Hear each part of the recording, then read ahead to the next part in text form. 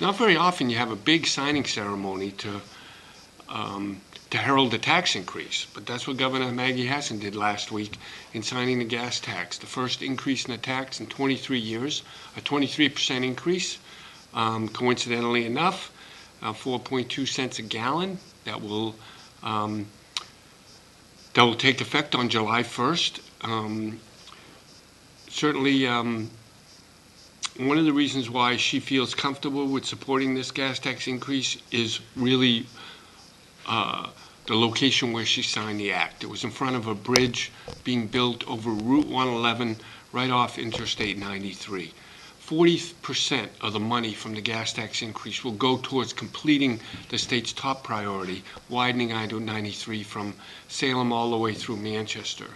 Hassan indicates that many business leaders that she visits and talks to have asked whether the state is going to complete the expansion, and have actually indicated their job expansion plans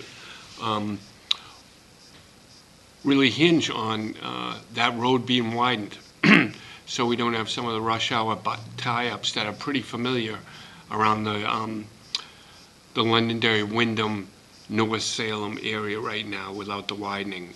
But certainly there are critics to this gas tax. Fiscally conservative groups think it's an issue on which they can run hard against state senators who voted for the gas tax increase, including some Republican senators. I think you can watch for that in this fall campaign. It's going to be a talking point, to be sure.